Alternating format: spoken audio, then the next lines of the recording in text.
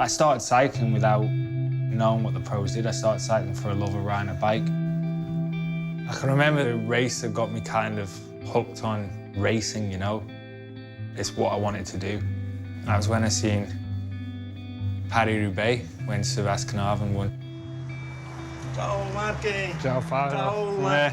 Bene, tutto bene. I remember it was just raining and they were filthy and guys were crashing and Carnarvon went fair distance from the finish. Yeah, he just had this low position, never out his drops.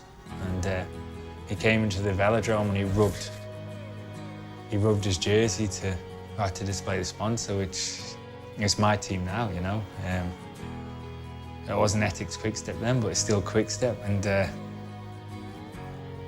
he won, and yeah, that was pretty cool.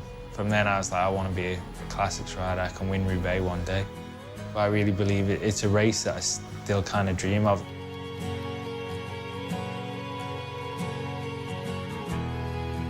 There's only ever been one rider that, when I was riding, I imagined I was them, and that was Johan Museeuw. And if I was ever on a little bit of cobbles, I was always pretending to be Johan Museeuw, you know? 3-4 years ago, he came up to me and he's like, yeah, you know, my son's racing now, and like, you're his idol, you know? And I was like, that's strange, and I told him that story. I think different eras, they bring up different sentiments, different reasons why they become iconic, you know? I think the beauty of cycling right now is that it is advancing, but it does keep this traditional element to it. You know, you see iconic images of like Moser and Roubaix with the tricolour jersey, and his kind of jersey's up and he's got his wool shorts that are held up by braces, you know? For me, that was when cycling was becoming this kind of global sport in a sense. Most of the iconic memories of cycling across the ages comes from those kind of years, you know. There's the stories, obviously we're in Tuscany now, and the stories of Coppi and Bartoli, they're historic, they're iconic. I think that's a lot to do with the life more than actually the sport. That's all the way back, yeah, 70 years ago now, you know.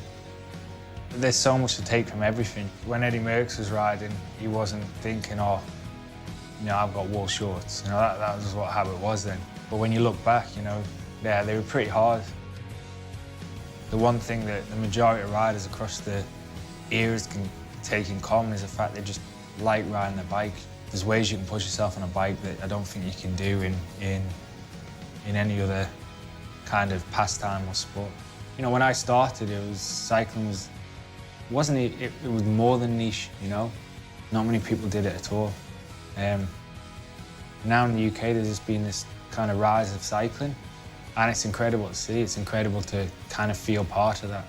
People do it from a young age, people follow the sport. It's still seen as a working class sport, which people can relate to.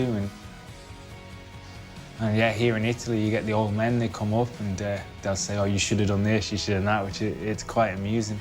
One thing you get from people who do it, they can respect what we do as professionals, you know? If someone doesn't ride a bike but watches it on TV, they have no idea like, how hard cycling is. But it doesn't matter if you do it, even commuting to work or doing it with your family, to appreciate pushing pedals around, you can appreciate what it's like to ride 3,500 kilometers around France, you know? You get 200 guys in a bike race, not in a controlled environment. The amount of variables is close to infinite. If you can control the variables of anything, if it's in life or if it's on a bike, then things are going to go your way. You know, if I do everything right, preparing for a race as much as we can, then it puts you in a better chance of being successful. There's quite an ongoing debate about what the future of cycling is. As a cycling fan, you don't really want to see things change. You want to see the Grand Tours as they are. You want to see the classics. You know, these races have been going for 100 years. But ultimately, other sports mostly have a kind of World Series that's easy to follow. And I think it kind of does have to go that way. It would be what moves cycling forward.